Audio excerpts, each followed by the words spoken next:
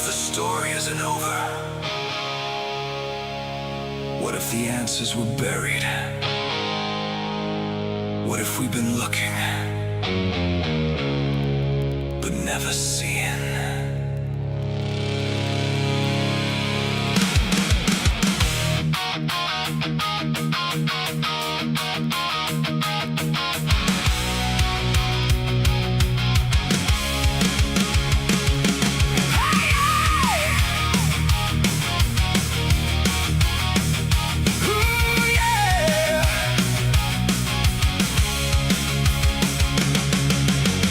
Ancient footprints in forgotten stone,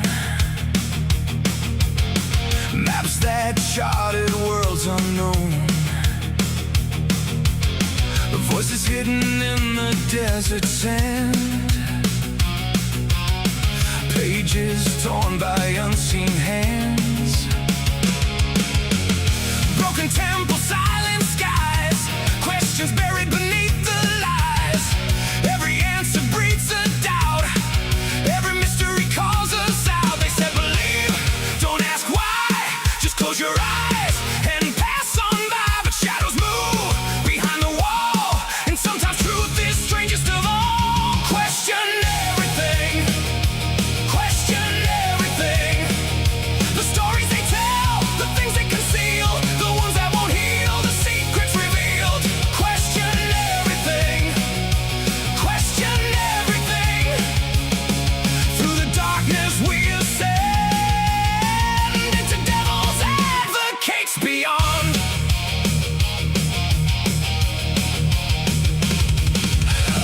Lost sacred text in hidden caves, words that survived 1,000 graves. Watchers staring from the stars, ancient lights on distant shores. Science finds what science knows, yeah, deeper currents still may flow. Signals buried in the noise, whispers underneath the void. A ghost in time, a fractured clue, a strange event nobody knew. The universe refuses chains, and every answer changes names. Question everything, question everything. The books they burned, the truths erased, the missing years, the empty space. Question everything, question everything. Follow wonder to the end, into devil's advocates beyond.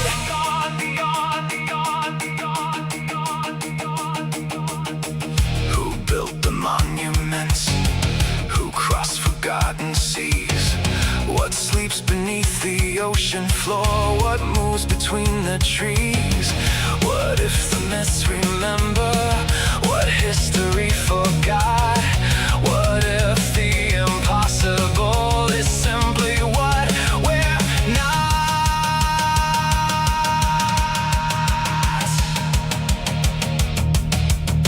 Think for yourself. Fear no question, fear no answer. The search is sacred.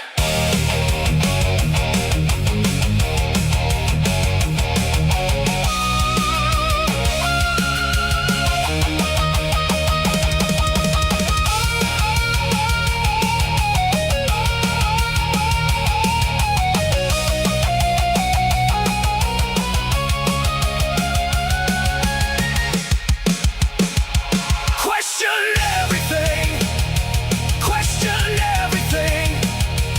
Ancient aliens, lost history, unexplained realities and hidden mysteries.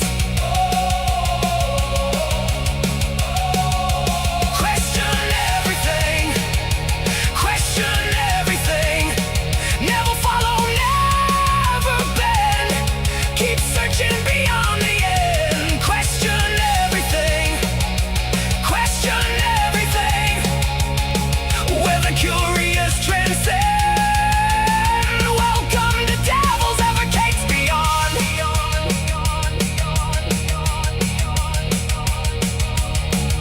The mystery remains. And that's where the journey begins.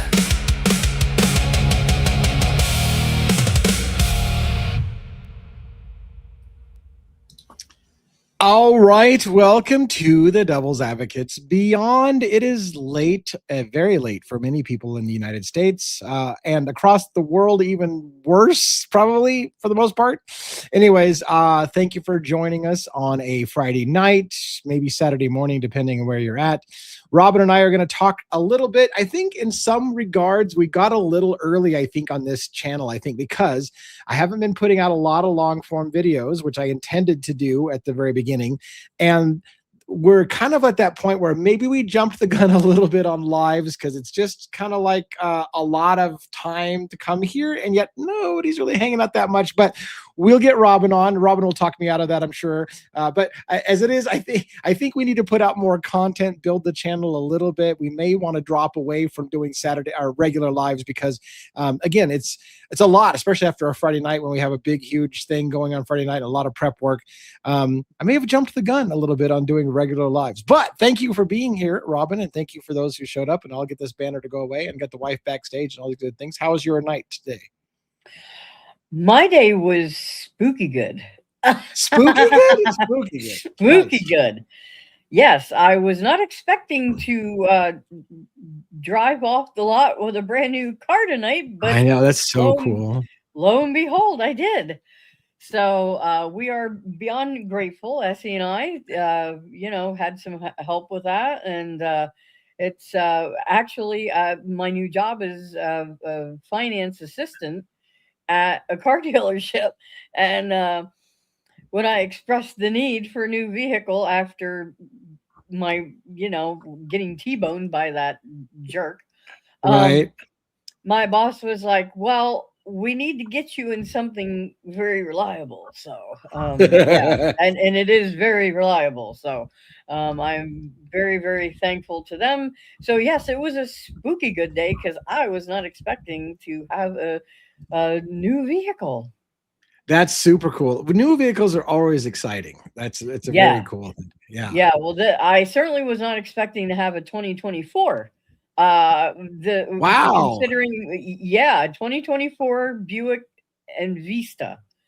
And according to Car and Driver for that year, it was rated a 9 out of a 10. So that's pretty damn good. Yeah. Wow. So excited. That's super awesome.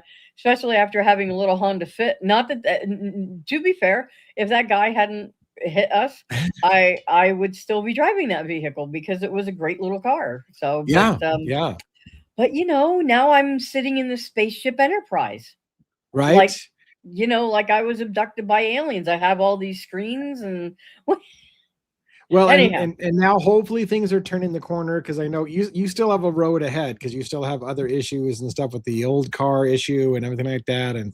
But at least things maybe are turning the corner for you. So that's really cool. Oh my gosh. Well, these guys, they were able to roll I couldn't, it was like this group effort. Yeah. And they rolled the old car loan into this one. And oh, wow. That's great. Yeah. Yeah. So I just have the one payment and it has a 7-year bumper to bumper warranty. They'll do everything, the oil, you name it. My boss is like, now you better bring this here whenever it needs anything because we'll know when it needs something. So yeah. It has heated steering wheel and autos like remote start and oh my god, I don't even know what all it has yet. So super cool. Yeah. Well, I as far as this channel goes, I really don't know what's going on. Like it's I had, the Book of Enoch series going on and I've missed 2 weeks in a row. Well, actually, I guess today will be the second week I'll miss if I don't get a video out, and I guess I still could do it tomorrow. But I found the next section much more challenging to explain than I anticipated. So I'm like, oh my gosh, this is going to be so hard to explain this one. And right now, we talked about this before, there's a lot of effort that goes into putting the long form video together. And when you put all that effort in and then 3 people see it, you're like, oh my gosh, that's so much work. But I know we have to put in the work before it pays off. right now I'm Right. just kind of in that headspace of like, how do I get this channel to just push up a little bit more so that it kind of builds its own momentum? And we're just kind of like on the cusp right now of a lot of work going in for very little reward, but hopefully we'll get there. And I hopefully I'll get my ass in gear and get more energy. But I'm open to talk about what you guys want to talk about for a little bit for the loyal people that are here. I'm still sitting on a ton of tarot and oracle decks that I'm chomping at the bit to get into and open up. And that's the other problem I have. I got all these great decks and I want to play with them all. Like I really want to. But then I'm like, well, that's not fair to the people who bought me decks to just open them and not talk about them on camera. But then I'm like, I'm not sure that me doing a deck review is high content. So I'm struggling. I'm struggling right now with what to do. Any ideas I from those who are I here? I say put them out. Yeah, Go with your gut. Put them out because I'm always telling you stuff.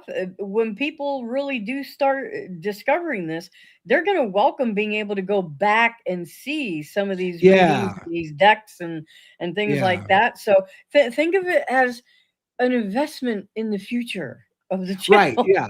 It's true. Like I could put it out there even if nobody watches it now. Someday somebody will want to go back and go, oh, I didn't see he covered that deck. I want to see that. So Right. yeah, I'll really do that.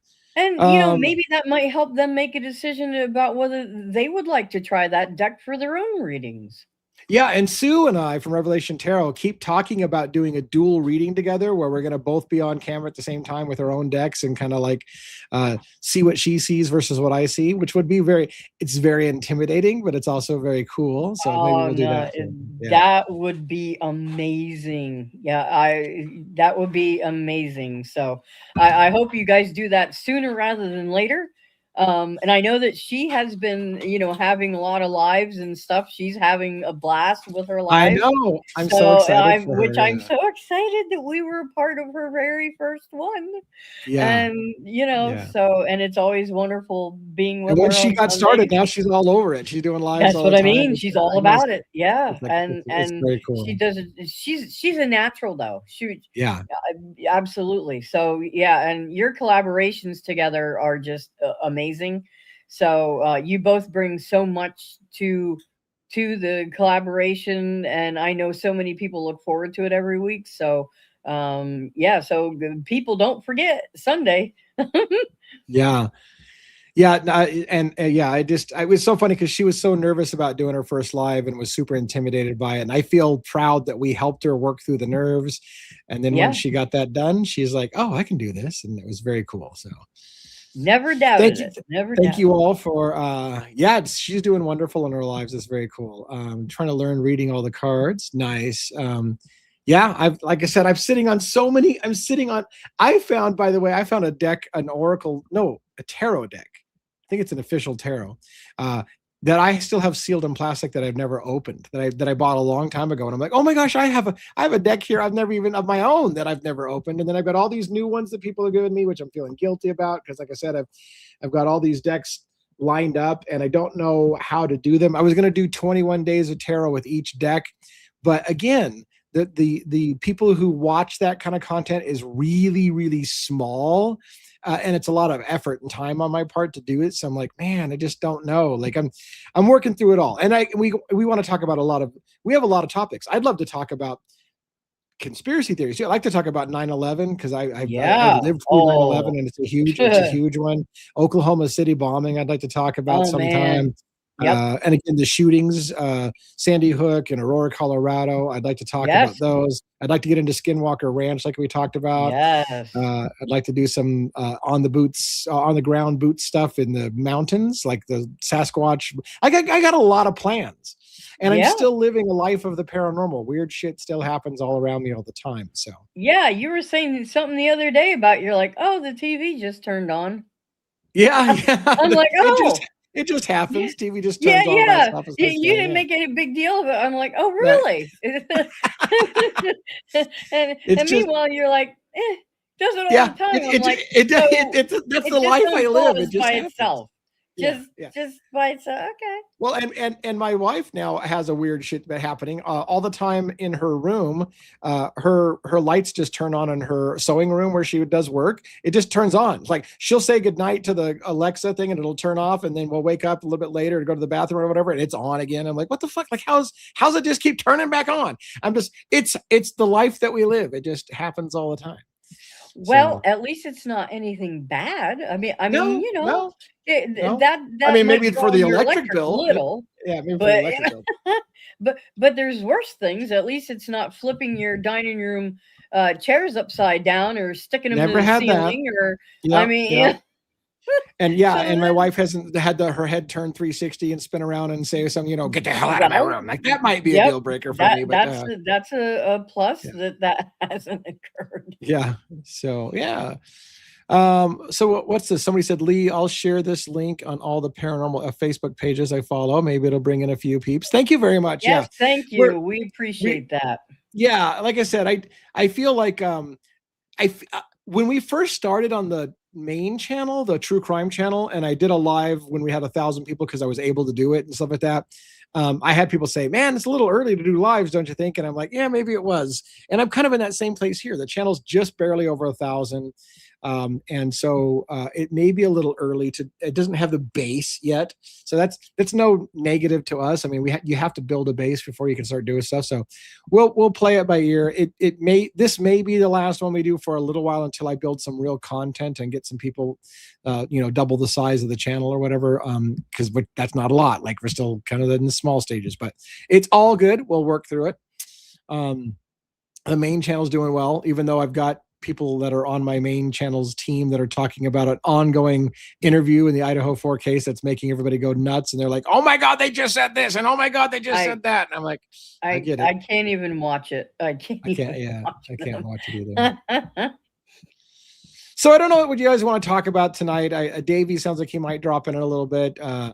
JC Fitzpatrick watches us all the time. Janae as well. We've got some newer names in here as well. Living Dead Girl's not new. She's been around a lot too. But yeah, if you guys got questions, please fire a question because we're wide open. And I don't know how long we're going to do this tonight. It's kind of let me know if you have a question about anything. Paranormal, ghosts, religion. I got a lot of thoughts about that. Philosophy. This is just kind of a eclectic mishmash of a whole bunch of stuff, often focused on paranormal, but conspiracy theory will fit in there as well. So conspiracy theory is not really paranormal necessarily, but I do have conspiracy theories that relate to occult groups and secret societies, and that starts to blend into the paranormal potentially as well. So I want you to get that next one in the As Above, So Below series out. Yeah, I know. I've got it pretty much laid out. I mean, I've got the moon one, the next episode for the moon, but I just haven't recorded it because it felt like it was missing something somewhere. So Kellis says, like, if we have specific Idaho 4 questions, you can ask an Idaho 4 question here. We're so low on this. I don't want to mimic everything we do on the True Crime channel, and we talk a crap ton about Idaho 4. But yes, if you have an Idaho 4 question, you can ask here, and I'll even answer it in a different way than I would on the main True Crime channel. And thank you, by the way, for gifting a membership for the Beyond membership. That's very, very cool.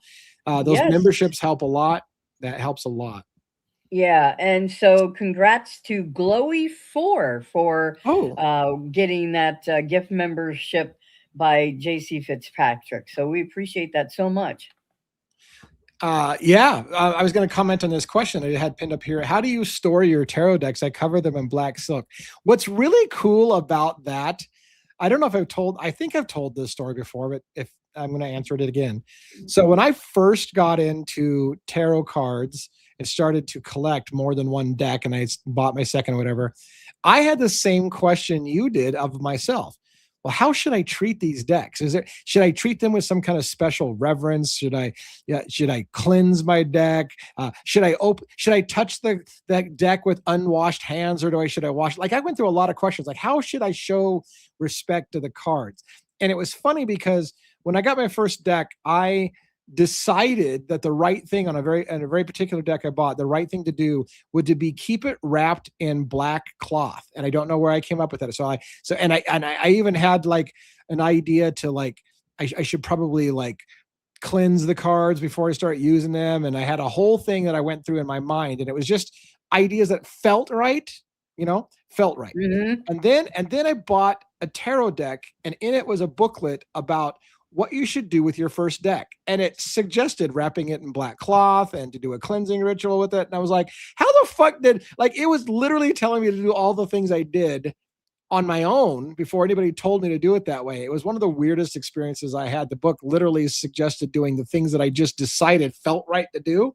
And that was another moment where I was like, man, there must be something with me in cards, because I just seem to like intuitively have a feeling about Mm-hmm. things. And other people are like, yeah, if I were you, I'd do this. I'm like, that's exactly what I did. Like, how did I know that?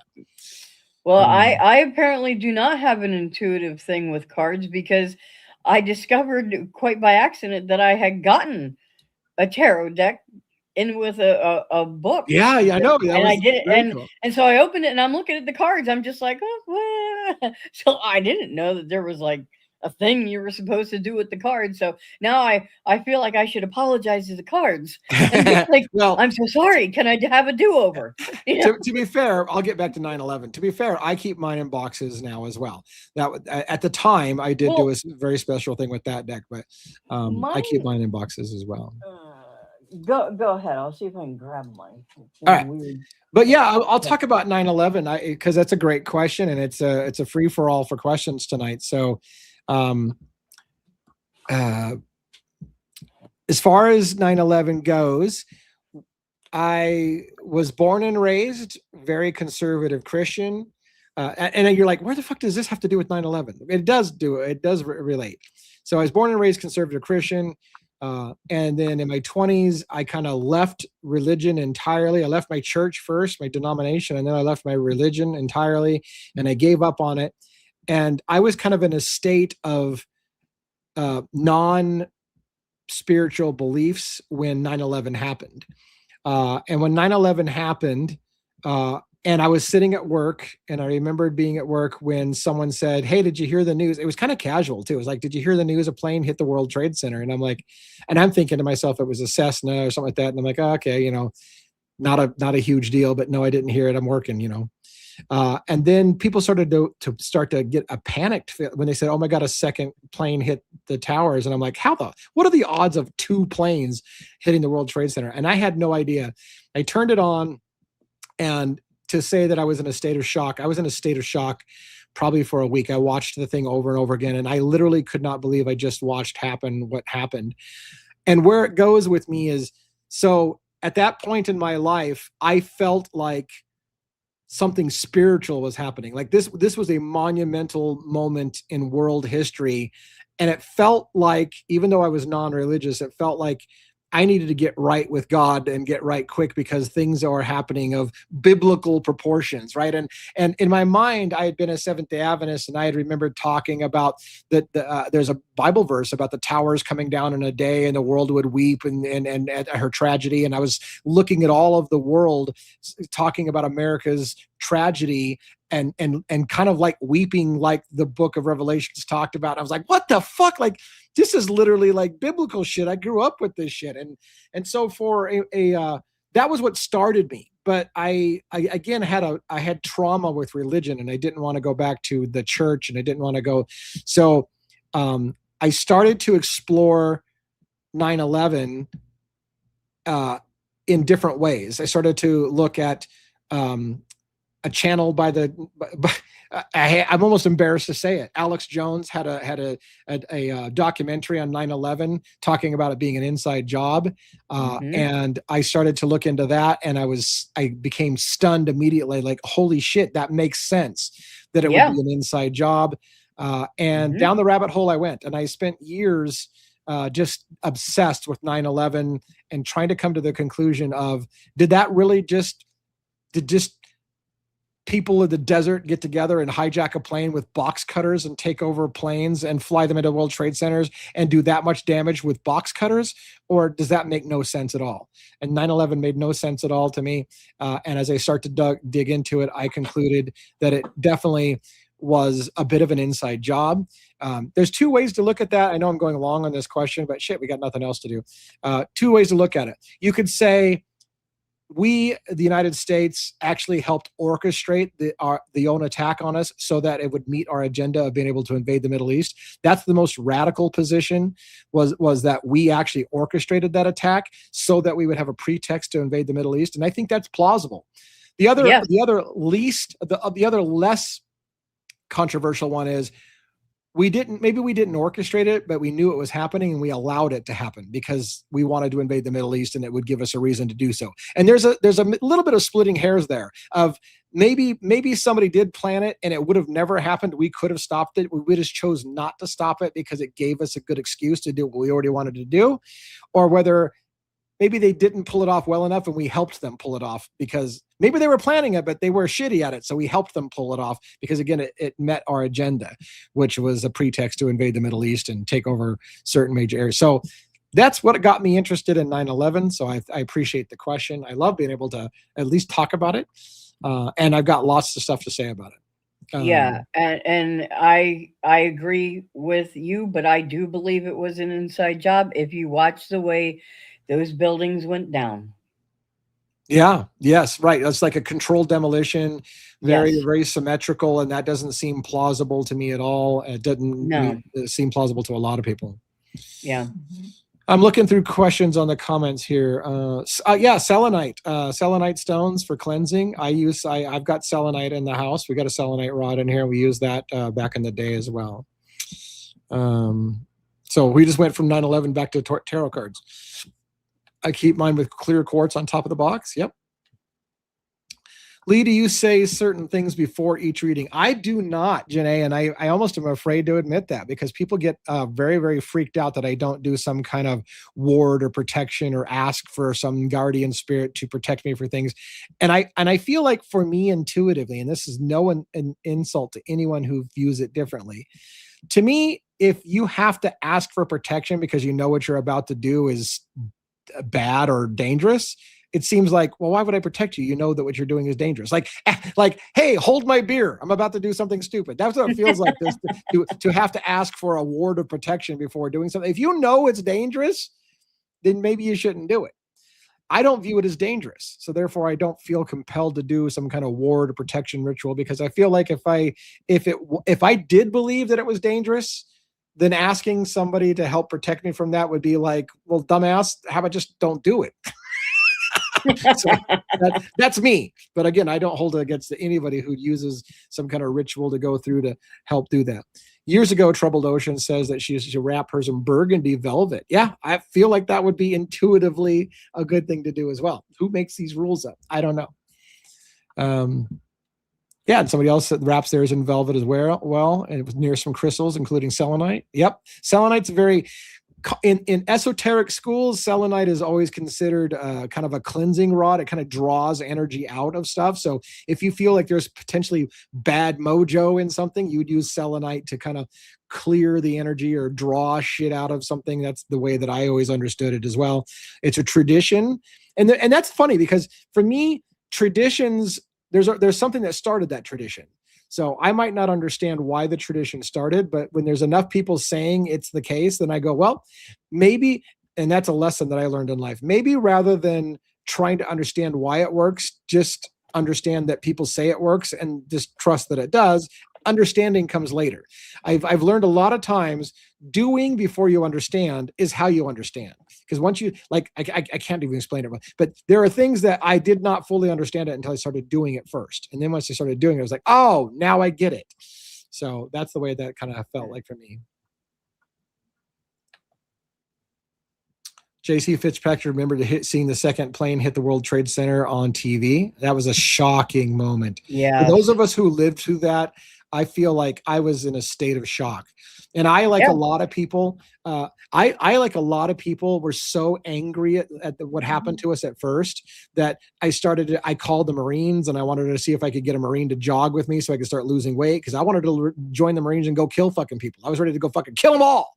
And then my rational mind took over and said, wait a minute, what if I'm being played? What if it didn't happen the way that we said it did? Am I going to go kill another human being because I think I've been told by my government that this is what happened, and now I'm seeing reasons to think that maybe it didn't happen that way? Am I willing to take another person's life because they told me that's who did it? Maybe I should know. And so I I will use that as my excuse why I didn't jog with the Marines and try to go into the Marines.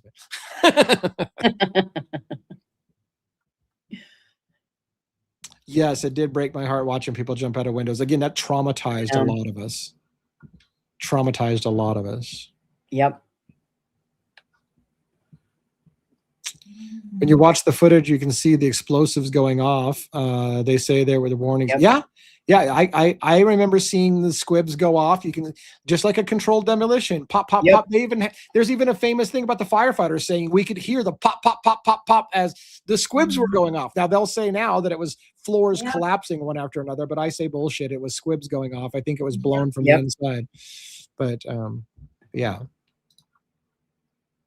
And it makes sense that it was blown from the, again, it doesn't take two major conspiracy theories to realize that there were several things going on. The World Trade Centers were full of asbestos. Those buildings were not up to code and were going to take a shit ton of money to renovate.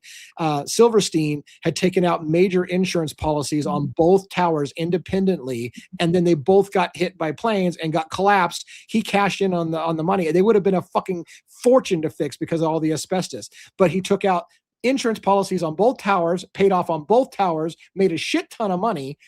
It's convenient how the rich keep getting richer when there's tragedies. Oh, absolutely. Yeah. Being alive is dangerous. It's always ends in death. 100%. 100% of the time. I've been told 100% of the time it ends in death, unless you believe Jesus was the only person that cheated death. But then that would be, I would counter with, well, also Enoch didn't die, and also Elijah didn't die, and also, anyways. But other than those, yeah, supposedly nobody cheats death. It's 100% certain. JC Fitzpatrick, selenite doesn't have to be recharged. Doesn't have to be recharged, and it also recharges other crystals. Right. There's a belief that selenite has a unique property of it itself just draws shit out and doesn't need to be recharged and all those things. That's a tradition I heard as well.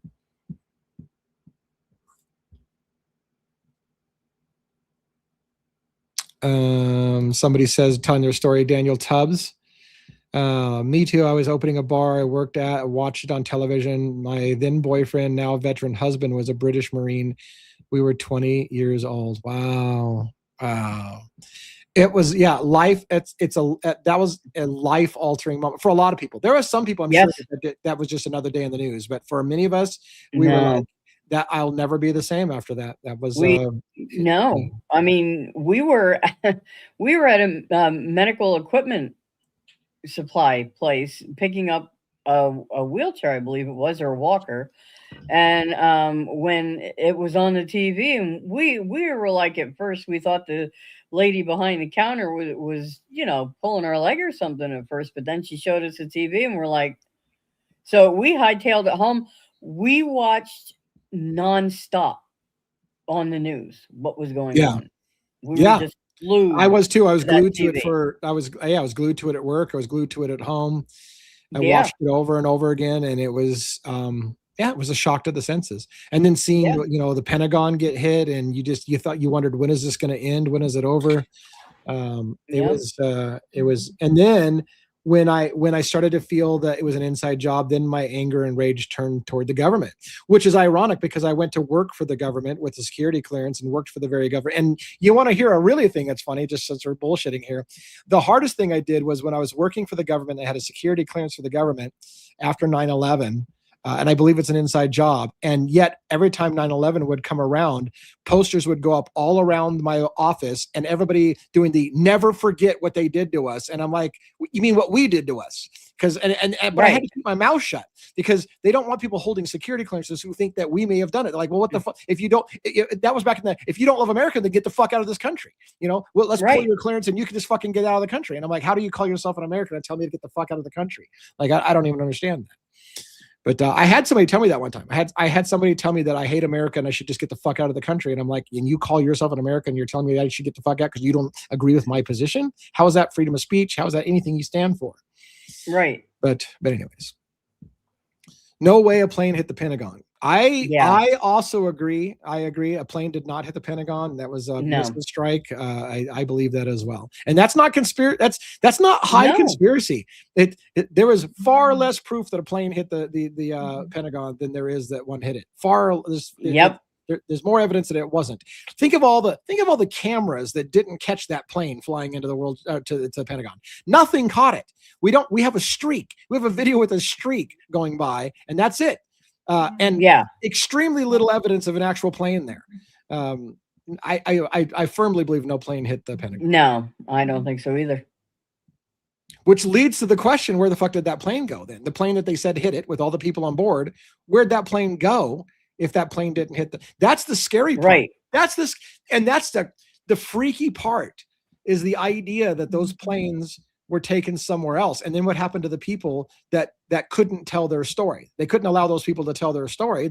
So did people get flown somewhere else and killed so that they wouldn't tell their story? Like the implications are enormous. And that's why people say, well, it can't be because we would never go to such dastardly deeds.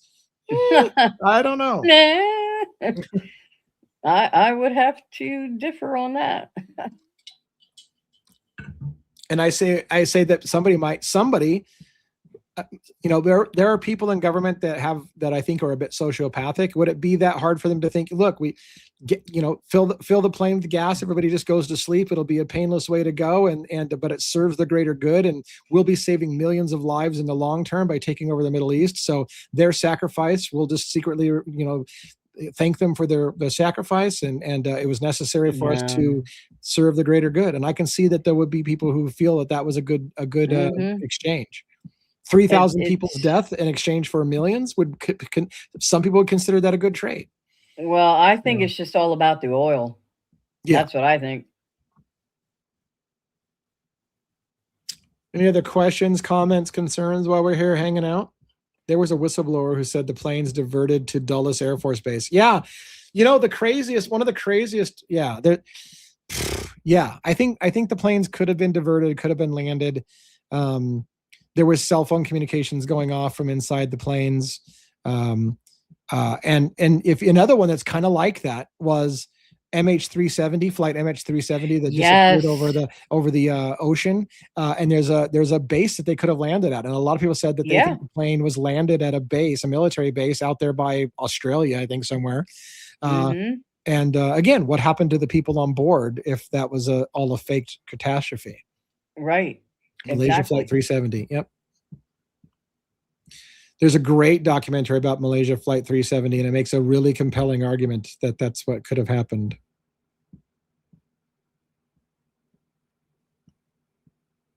Yeah. What other questions? Yeah.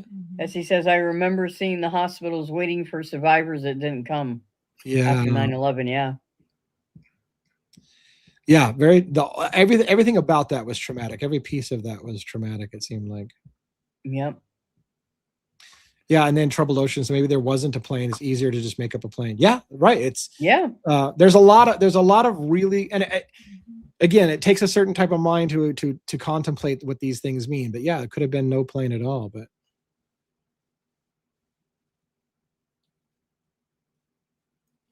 looking for comments, questions.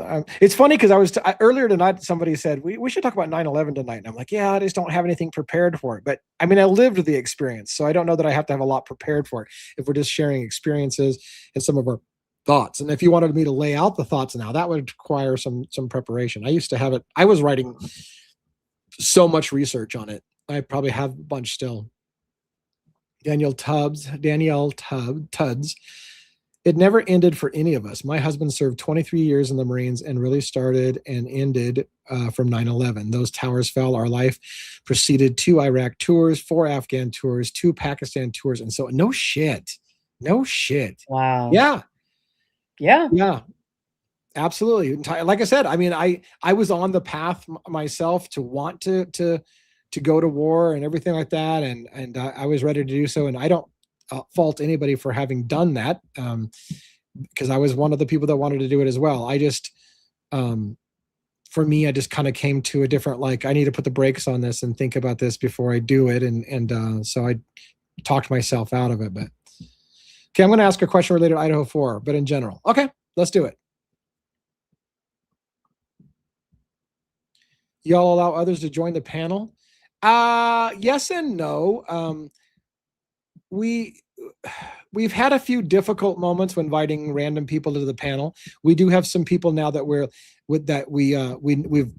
had them on before, and we know what we get when we get them, so we keep inviting them back. So you see people jump on like that.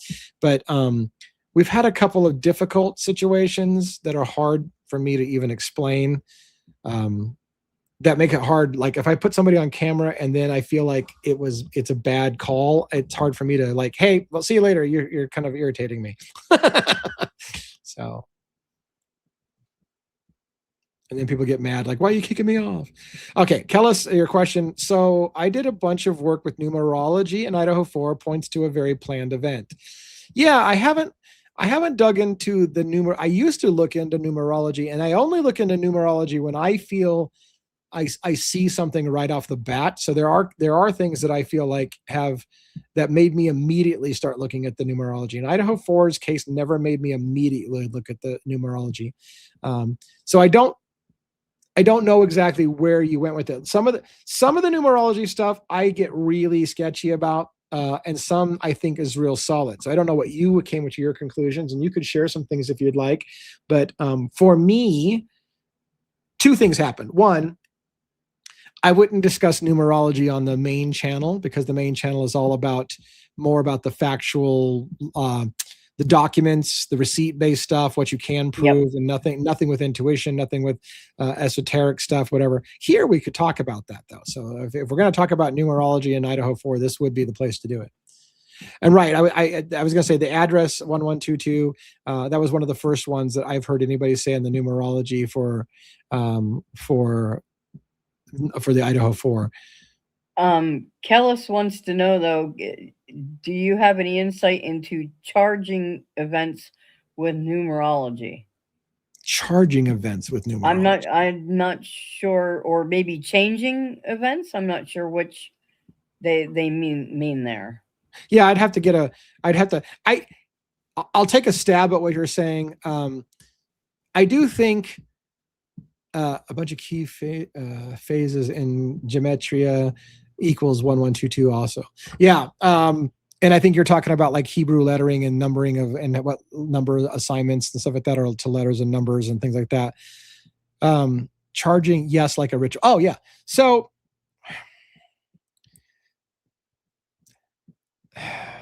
yes and no. So again, there's a part of me that believes, for example, I've said this before, the Olympics, for example, is a huge, often occult-like ritual that takes place with the entire world watching. And there's a lot of occult symbolism in the opening ceremonies of the Olympics.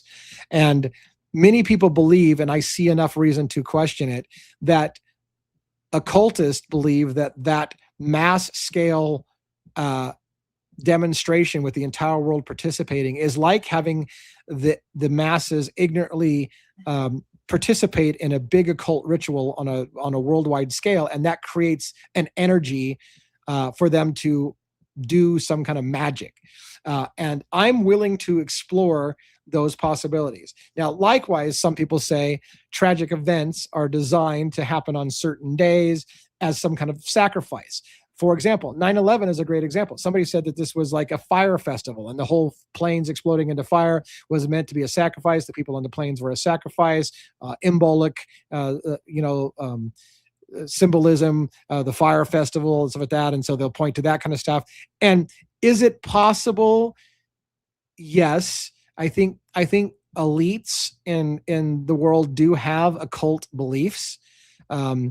So it's something that I'm super careful about, because I feel like before I start going too far down that, I would say, yes, I think elites do have occult beliefs. And yes, I believe the occultism has certain holidays and symbols and rituals. And yes, I see some of those appearing in major events. So you put it all together, and could they be orchestrating things to conduct stuff? It's plausible. But yeah. I don't go too heavy into it. But I guess, again, if you're ever going to talk about that kind of shit, this would be the channel to do it on. And when I say shit, I don't mean to dismiss it. I'm saying if you're going to talk about those kind of things, there you go. The shit makes it sound like I think it's bullshit. I don't know that I think it's bullshit, but but anyways, example, in my opinion, is maybe the Idaho 4 happening on that certain date, etc., may have something to do with the real perps not being caught. Yeah, I understand what you're saying, and it's funny because one of the first people I met on YouTube that was into the ritual explanation of Idaho 4 was Birdie Bombshells. Remember, Birdie Bombshells had this whole theory about the ritual of the rite of the twins. And he made a whole big thing, and he intrigued me with the story enough that I was like, okay, I'm going to hear this out because I know a little bit about occultism and rituals and stuff like that. And so I was like, I wanted to hear it. So while I didn't agree that was what happened there, I was intrigued, and that's actually what drew me to Birdie Bombshells in the first place.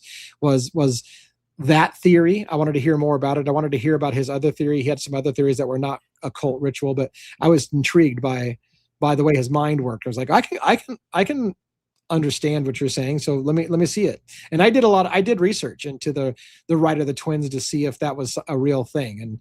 And so I did my own research into that and came to different conclusions, but it was interesting nonetheless.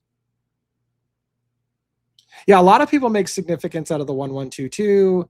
And that's about the only numerology. The date maybe, and I want to say there was a number 13 involved in it too, but I can't remember where that was at. But not a whole lot of numerology that I have found in it. Lee or Robin, do you believe in fairies and mermaids? You want to go first, Robin? I do. I do believe in both. I think there are too many cultures who will tell about fairies or the forest imps and things like that. When you have a wide range of cultures who have very similar stories, to me that lends credence to things. Now, as far as the mermaids, that one I do kind of, but yet I don't believe there's ever been any kind of like archaeological find or anything like that. But I don't know, something about it. Maybe it's just a fanciful type of thing. I don't know, but I do believe in those kind of things. So yeah, I think from myself, I would say I'm more inclined to believe in a real historical basis for fairies than mermaids myself. Kind of the same thing you just kind of said in a different way, which is that out of the two, I would say fairies are more likely to be something that I feel is a real phenomena as opposed to mermaids. Mermaids may be one of those things that's mythological, that's just kind of morphed from, and I think a lot of these things for me are people had experiences of a paranormal nature, and then they try to make meaning of it, and so they start to blend it into other things, and it starts to take on a new shape or form. So sometimes I wonder if it's mermaid particularly, or if it was somebody that was that experienced paranormal activity on the ocean, for example, and then started to understand it in a different way and come up with their own understanding of what it meant. Because I feel like the same kind of thing. A paranormal event in the forest could lead somebody to think that it's Sasquatch. A paranormal event out in the ocean can make you feel that it's a mermaid. A paranormal event somewhere else, like in the desert, might make you think it's a jinn or whatever. And so, is it just that we're all experiencing paranormal activity, but then we put a wrapping around it based on the circumstances and the place where you saw it, and you try to make meaning of it? That's kind of where I lean for a lot of that. But yeah. Great questions. Living Dead Girl says, as to Janae, some people really believe if they do things on certain dates that it gives them powers. Yes. The dates, and the most famous, perhaps, of that kind of stuff is Freemasonry, right? The number 33 degree Masons. If you look at some of the events, like Dulles, the assassination of JFK, if it's done on the 33rd parallel, and then there's markers that 33s were put around several places, and was that a secret society of Masons putting their secret stamp on it to let those who are in the know, hey, this is our job, we pulled this off. Like there's one way to looking at it, that it was done for the power that it gets, and then there's another way that a secret society would put their signature on it so that those who are in the know that they participated in that event. So then is it a ritual, or is it a calling card? So I think they all existed on Earth plane 3D world at one point. The reason we don't believe now is because they're extremely rare on this plane now. Yeah, it's a great way of looking. Likewise, I feel that long time ago, man was more in touch with the paranormal and the spiritual world, and we've gotten scientific, we've gotten industrialized, we've gotten more materialism, and so with that industrial age came needing to rely less on paranormal and feeling and intuition, and so we lost it. We've lost touch with the paranormal because we don't live in a society where that's needed anymore, and so I feel like our ancients probably had a more connection with spiritual things, and we've lost connection because we become dependent on machines and things like that. Yeah. But I think there's a movement of people moving back towards interest in spirituality. Oh, I agree. And belief in the paranormal. Yeah.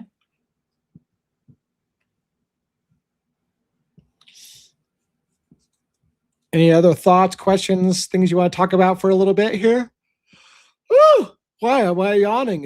It's early on the West Coast over here. It. It's not so early for you, though. Yeah, well, I'm up late. I'm a night owl. Woo-hoo. Questions, comments, anybody? Class, Bueller.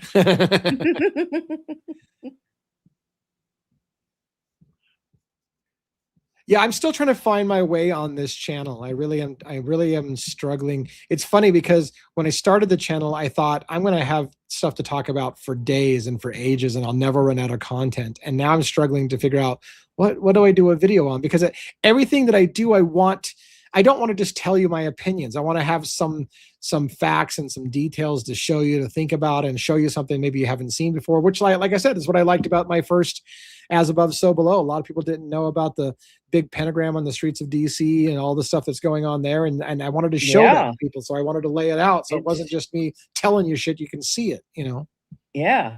Get the moon done. I know. I got to rewrite the problem is I got to rewrite a part of it because some of it was too dry. I was getting too much into what cultures have believed about the moon and male gods versus female gods and I had a lot of that, and I'm like, well, this isn't going to be all that interesting to people. They're more interested in, like, is the moon made of cheese? Is it hollow? Is it put there by aliens? So I need to add some of that stuff and not just the historical belief of the cultures. Although that's still going to stay in my video, all the stuff about the cultures and what they believe about the moon, but. Do I have any interest in the Bermuda Triangle? For sure. Yeah, I've always grown up with the curiosity of the Bermuda Triangle and the legends. It's funny, like I wonder now today whether or not we all made more of it than it was, but the legend has it, right, that you fly a plane or whatever into the Bermuda Triangle area and all of a sudden all your electronics go haywire and planes crash and get lost or whatever. And I don't know if that was a myth that got purported or whether it's really real. Even if it's real, there may be scientific explanations why radar and shit or your avionics may have went haywire based on the Earth's got magnetic poles and magnetic energy. So did something go there that freaks it out, or is it something more? But yeah, I'm to this day I'm super interested in the lost city of Atlantis and stories of that, the Bermuda Triangle. Some people relate the Bermuda Triangle to Atlantis, so that's why I kind of put those two together. But a lot of stuff that I have a lot of questions and a lot of interest in that.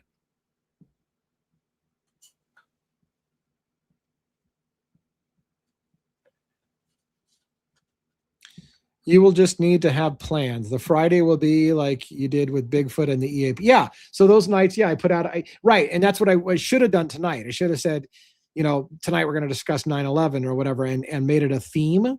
The only counter to that, Janae, is when we did say it's Bigfoot night or UAP night or whatever, the UFO night, it didn't really draw in bigger numbers. It didn't. No. So while I agree having a theme is a great idea, it's not like not having a theme changes how many people show up. It's about the same audience whether we have a theme or not. So I that's why I'm saying that maybe we're a little early on doing lives on this channel. It just doesn't have the channel doesn't have enough followers to support live format, I don't think yet. So we'll see.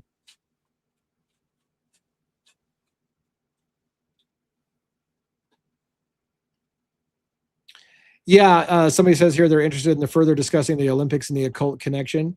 Yeah, that's the kind of one I want to do a long form video. I would love to show you clips of actual opening ceremonies and show you what I've seen. There's some crazy shit. One of the Olympics was just nuts with all the pyramids and all seeing eyes and a really weird occult ritual. There's another really big occult ritual. Did you ever see the one about the opening of the tunnel over in like the Netherlands or whatever? That shit was nuts. I gotta find that again. Oh my gosh, it was nuts. They did all kinds of weird, like humans dancing in these weird demonic costumes, and it was like the government was holding this big weird occult ceremony. I'm like, what the fuck's going on with that? It was weird. It was weird shit. I gotta find that clip again. Yeah, so I'll try to work in somehow in my massive store of energy all these videos on Olympics and all these things that I have thoughts about. I've talked about it for a long time, but now I don't want to just talk about it. I want to show you some receipts.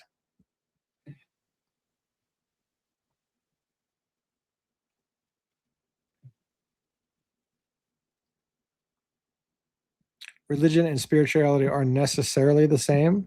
I disagree with that. I think you're saying are not.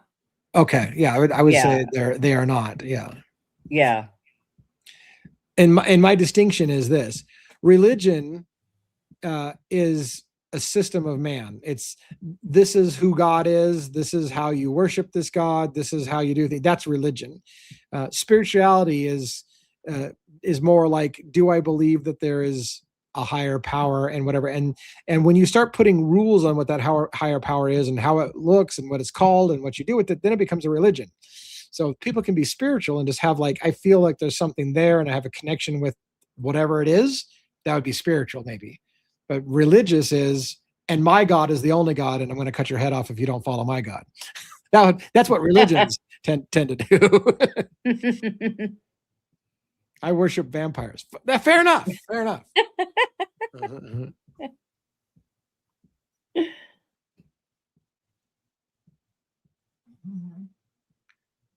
Kellis, that's for JC Fitzpatrick. Yeah. I hit the wrong one.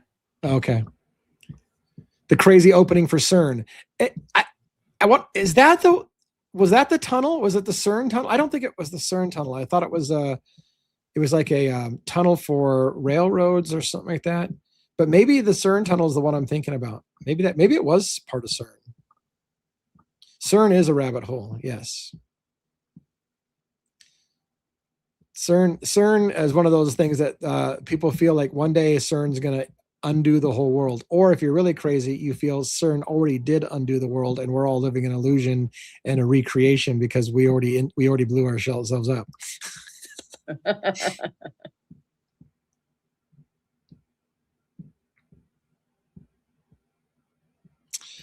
All right. Well, I think it's good for us to kind of wrap up here. I mean, we don't have a theme and it's late and you're late and we've been going about an hour. And I want to say, first of all, for everybody who does show up, you guys have been supporting. A lot of everybody here are regulars. And I really, really appreciate you supporting the channel that way. And if we don't do lives for a while, please don't take it as an insult. We just need to build up the audience so that it can carry a show. And the reason being is, YouTube world is a very funny thing. If YouTube sees that nobody really shows up to your live, it then tells YouTube you're not interesting and they're not going to push you to more people. So you have to play a game with them. If YouTube gets the idea that, boy, every time you turn on your microphone, nobody really gives a shit, they stop promoting you because nobody gives a shit. So you have to learn how to play that game. Yep. What are some of my thoughts on HARP? HARP's a very, very fascinating subject. The idea that, I think it's in Alaska, right? Isn't HARP in Alaska? That it can be used for weather control. I looked into that a lot. But there's that famous, what's the famous video or book? These harps don't wait, these angels don't play harps, or something like that. Something to that effect. There's a famous writing that had to do with that. Was my first introduction to the idea of harp. And yeah, it gets very religious as well, about a rainstorm that was caused maybe by a harp. That's a biblical 40 days, 40 nights kind of bullshit. Like you're like, what the fuck's going on with harp? So yeah, I would have to go back. I would have to go back and dig into my harp data files to remember and say it all correctly. But I remember looking into it. It's crazy shit. Fuck YouTube. You guys are amazing. Thank you. YouTube's making it hard for us right now. From what I've been told, is in June of 2026, there was a survey done, and 63% of all channels on YouTube are either stagnant or declining right now. 63 is the vast majority. And in fact, YouTube just changed their policies on monetization, such that it used to be that you can get monetized as a channel if you had 1,000 subscribers and like 4,000 watch hours. Now they've upped it to 8,000 watch hours. They're making it harder for channels to get monetized because they're saturated. YouTube has decided that they're oversaturated and there's too many people making too poor of quality. And here's the part thing.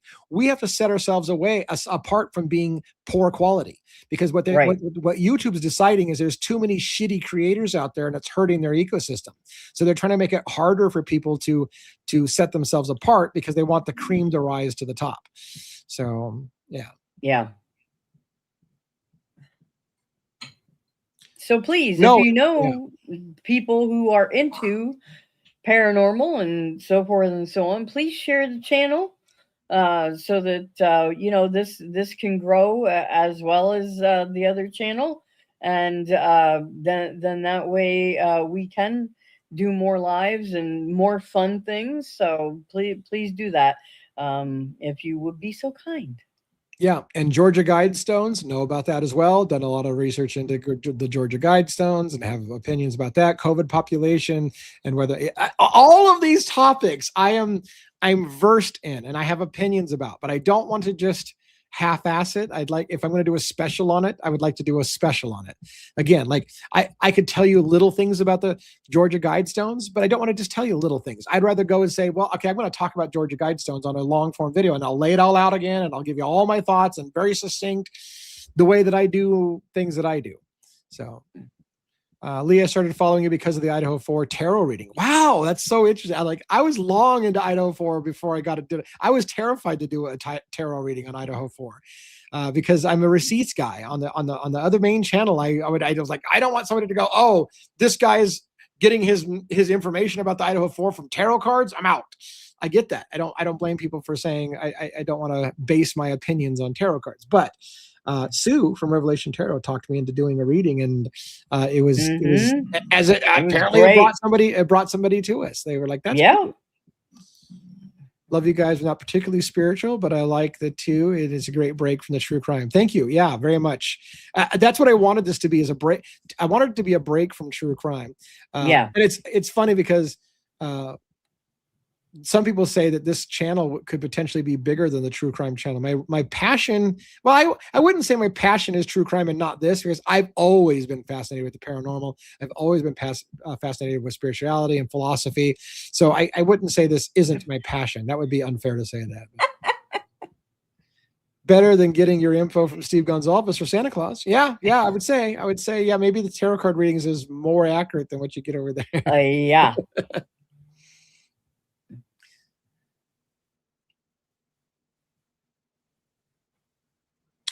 When will you cover vampires? That's hilarious. That would be. I would like to cover that, and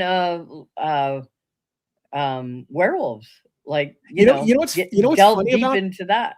You know what's funny about that? I I don't know. Have you ever been into role playing games, Robin? Yeah.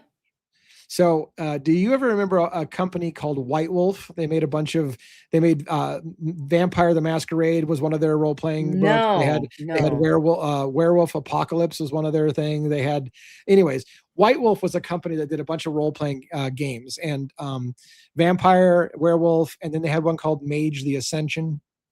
And it was funny because when I was going back, I had one of the old Mage books around and I looked at it again and I was like, oh my God, the people who made this role playing game know shit about the occult and spiritual stuff because there's a lot of real shit in that book. And I almost thought about doing a series about let's look at this so-called role playing game and as a potential manual to the occult because it had a lot of crazy Ooh. shit. And one of the things they had just as a teaser in Mage, when a magician would do what called magic, there was coincidental magic and there was vulgar magic. Coincidental magic was a magician could create, for example, something that looks like just a coincidence to the average person. When you see it, you're like, oh, that's a coincidence. There just happens to be a laundry chute here that I can jump into and go down to the bottom floor, right? It's coincidental magic. And you can get away with that in front of normies because they'll buy that it was just a coincidence. Vulgar magic is when you did some kind of magic that was so grotesque that anybody who sees it would be like, what the fuck was that? That can't be real. And then it was funny because they would talk about if a person saw a werewolf, your mind, for some people would say, I couldn't have just seen a werewolf. That must have been a bear. And so they had an explanation of how your mind would see something to make it make sense to you. And that would help you get away with vulgar magic because if they saw a werewolf, they'd be like, fuck, that's not normal. It might break your mind. So anyways, there was a lot of really cool concepts in the old White Wolf books that I was like, that's something worth talking about. Oh, yeah, that would be very interesting. I haven't looked at the book of Nox. Nox, N-O-X? I don't know that one. A book of Nod, N-O-D, yes, but Nox, I don't know. All right, let's call it before we get off on a huge tangent again. Thank you all for coming again to the Beyond channel. I may or may not see you next week. We're going to play this by ear. I'm going to try to get off my ass and do some long form videos, build the channel up a little bit. So if you like this stuff and you don't want to see this channel die a horrible death, try to help us out a little bit some way, give you some stuff of what you want to see, share it with your friends, share the love. And then when we get a little bit bigger, maybe we'll do some special things. Because I've got lots of plans. It's just really hard to put a ton of effort in with only a couple people watching. Not to say that you guys aren't important, because you are, but it's a lot of effort. So that's it for me, Robin. Have a great night. Right. Enjoy your new car and your new job. Oh, yeah. And we'll see you again when I see you. All right. Good night, everyone.